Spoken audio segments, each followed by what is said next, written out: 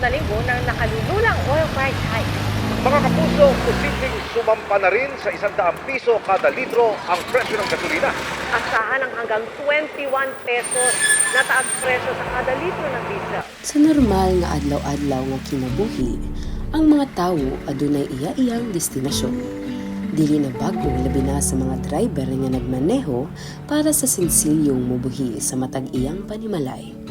Mapadulong man sa eskwelahan o trabahoan o pauli gikan sa tambayanan, dili nato ikalimod nga usa ang jeep sa transportasyon nga modala kanato padulong sa atong destinasyon. O human sa atong mga lakaw, mauwi mo hatud kanato para makapahulay sa atong tagsa-tagsang panimalay. Samtang naglingkod ta sa nagatubangay nga lingkuranan, anaa sa unahan ang driver nga maoy nagdumala sa tanan. Gisiguro nga sa matag sensilyo nga iyang nadawat, iyang responsibilidad, iyang mabuhat. Ginagmay man kung tagsa-tagsaon, apan kung matigom, ang parehong sensilyo ang nagbuhi sa iyaha ug sa iyang gihigugmang pamilya.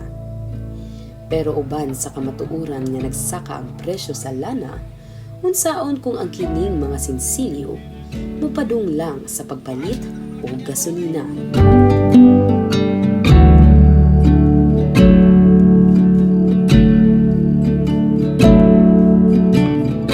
Ang ginauna na irong krisis ron sa pagmahal sa krudo, murag dako na kinaiban sa muang budget. Imbes para unta to sa akong mga anak, para sa akong pamilya, karon to na sa gasoline station na punta, wala na diri sa mua. Magdaan lang mig 300, 400 doon, usay 200 ganang kape na mong madaan sa mua. Sumala sa report sa Philippine Daily Inquirer ni adtong Marso 19, 2026 nga base sa datos sa pagkakaisa ng mga samahan ng tsoper at operator nationwide, padayon nga nakaapekto sa mga jeepney drivers ang pagtaas sa presyo sa gasolina. O kantidad na lang og 200 pesos to 300 pesos ang kita sa mga jeepney drivers sa tibok adlaw nilang pagronda sa kalsada. Sa matagdawat sa sensilyo o pagpagawas ni ini, katumbas ang istoryang kalisod o pagpaningkamot na sa unang tanaw di nato masayran. Kaysa luyo sa manobela, anaa ang anahan na kinahanglan makalingkawas sa pang-adlaw-adlaw ang gastusan ug magtaguyo para sa kaugmaong nagulat. Na, oy, pirmi. Pero gipungan lang ko ba?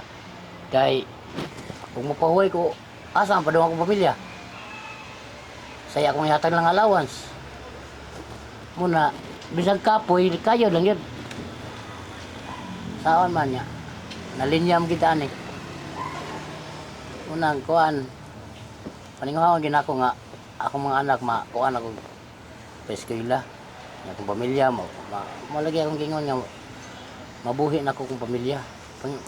Mientras makalihok pa ta, mangitam kita paagi para sa atong pamilya.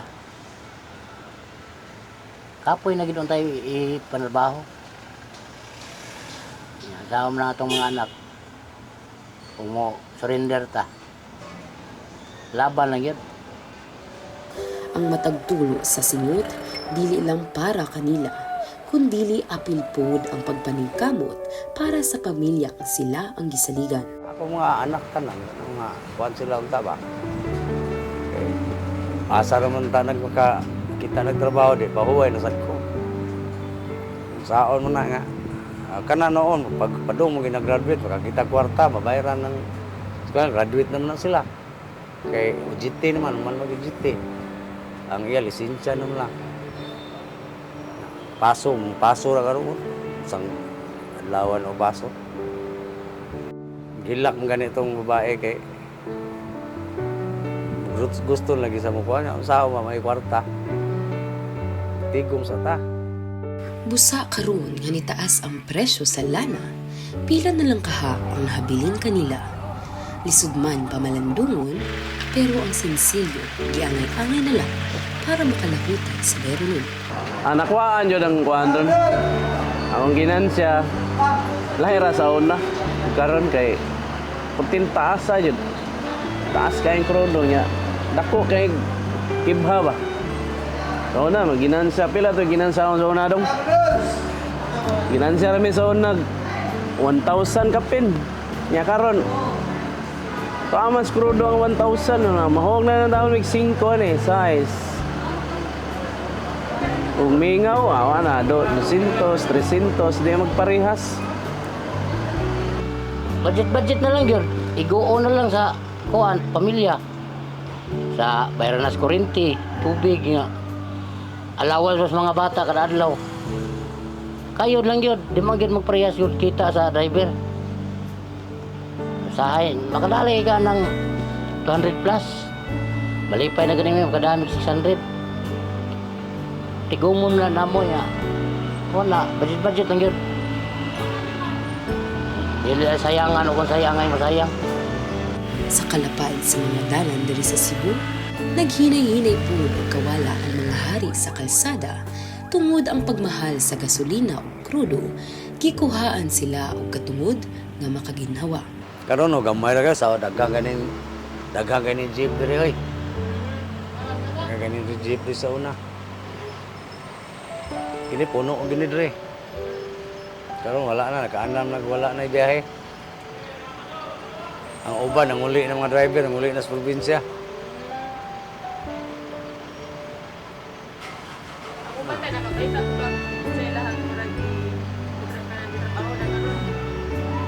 Uban ngayon, uli sa ila, uli gitu probinsya. Eh, diri Cebu ang kadalihok ni mo diri palit man. Kadalihok palit.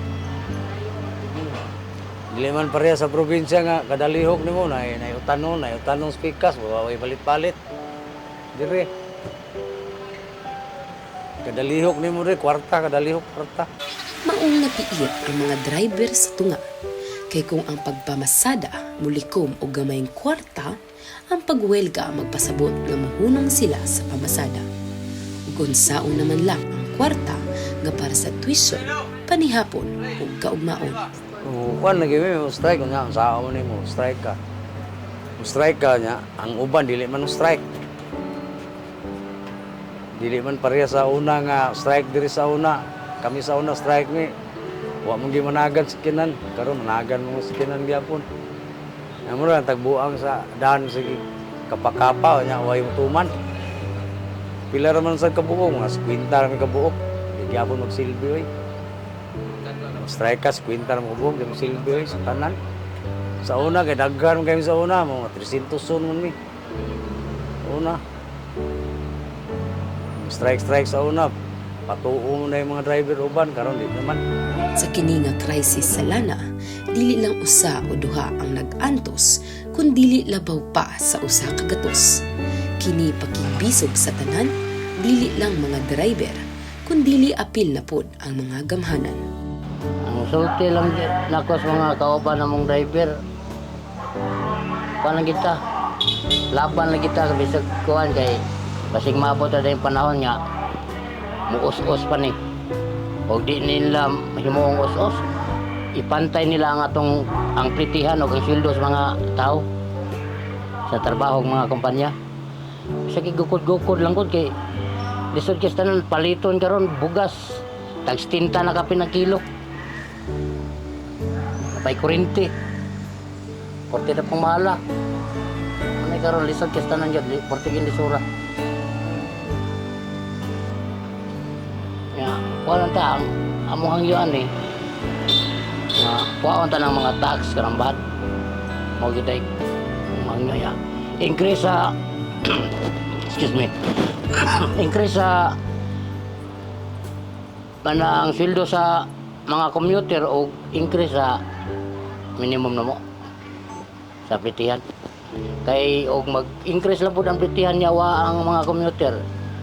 Useless man gyapon. Looy sa kay commuter. Gawas po parehas akong anak nag-commute na kada adlaw. Pituhan gyapon ko. Mahin taon ta to magdungan ng duha ug saka. Saon ana ta to gi pasaka nga piso ra pud lagi ya di gyapon nakaigo kung piso increase sa presidente niya. Gibakwi pag yun.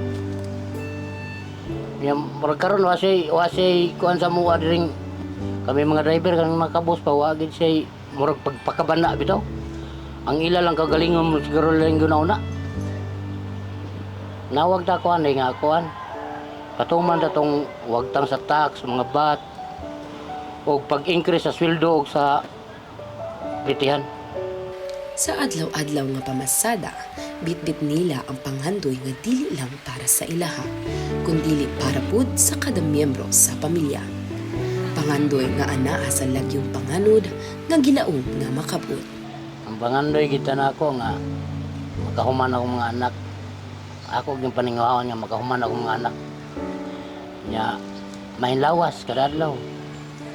Ang poldas Ginoo ni. Nga ang pamilya mabuhi ran ako. Pangandoy nga akong mga bata imutang nagtarong ba. Kanang dili na sila maglisod ba. Okay. Pareha karon no, lisod ang panahon. Mahal kayong mga palalito, niya ako pa sa trabaho, apaka-graduate. Sandig pagina sa ginikanan. Usahay katitingman ang nahabilin sa sinsilyong damatan apan walay kapilian tungod para kini masuportahan ang pamilya isip haligi ng tahanan. Maong unsaw na lang kung ang tigdumala sa hari sa kadalanan mapapasna sa rutang naandan.